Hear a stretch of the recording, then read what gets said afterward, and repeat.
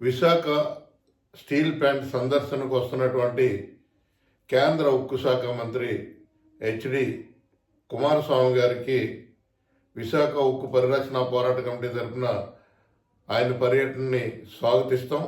అలాగే ఈ మధ్య 11,440 కోట్ల రూపాయలు ప్రత్యేక ప్యాకేజీని ప్రకటించినందుకు ఆయనకు ప్రత్యేకంగా ధన్యవాదాలు తెలియజేస్తున్నాం. వారి పర్యటనని ప్యాకేజీని స్వాగతిస్తూ ఇది శాశ్వత పరిష్కారం కాదు. విశాఖపట్నం స్టీల్ ప్లాంటు ప్రత్యేకమైనటువంటి పరిస్థితుల్లో ఉన్నటువంటి విశాఖపట్నం స్టీల్ ప్లాంట్ ప్రస్తుతం జరుగుతున్నటువంటి నష్టాలకు కారణం కేంద్ర ప్రభుత్వ విధానాలు, కేంద్ర ప్రభుత్వ నిర్ణయాలు.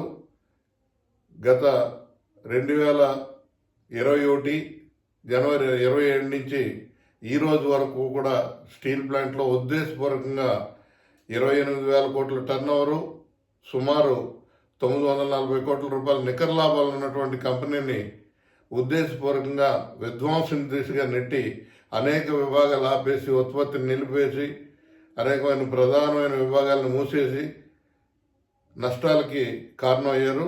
ఈరోజు ఒక ప్యాకేజ్ ఇచ్చి ఆ ప్యాకేజీని పూర్తి స్థాయిలో ఉత్పత్తి పూర్తిగా తీయడానికి ఉపయోగించాలని చెప్పి కేంద్ర మంత్రి దృష్టికి తీసుకెళ్ళదలుచుకున్నాం.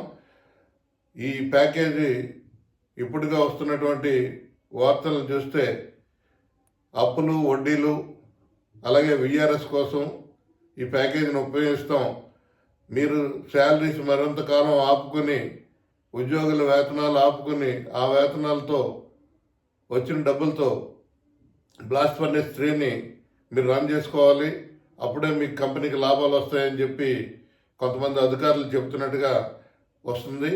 ఇదే పరిస్థితి కొనసాగితే ఈ ప్యాకేజీ కేవలం ఆంధ్రప్రదేశ్ ప్రజల్ని మభ్యపెట్టడానికి, ఆంధ్రప్రదేశ్ ప్రజల్ని ఉద్దేశపూర్వకంగా ఈ స్టీల్ ప్లాంట్కి ఎంత ఇచ్చినా సరే ఉపయుక్తం అవ్వట్లేదు, వీళ్ళు తినేస్తున్నారని చెప్పే ప్రయత్నంగా కనిపిస్తుంది. కాబట్టి కేంద్ర మంత్రి దృష్టికి ప్రధానమైన అంశం విశాఖపట్నం స్టీల్ ప్లాంట్కి పూర్తి స్థాయిలో నడిపించడానికి సెయిల్లో విలీనం కానీ లేదా సెయిల్లో అడాప్ట్ చేయాలని చెప్పి కోరదలుచుకున్నాం. అలా కాకుండా మైన్స్ అలాట్ చేసినట్టయితే పూర్తి స్థాయిలో విశాఖపట్నం స్టీల్ ప్లాంట్ లాభాల్లో నడిపించడానికి అవకాశం ఉంటుందని చెప్పి ఆయన దృష్టికి తీసుకెళ్ళదలుచుకున్నాం.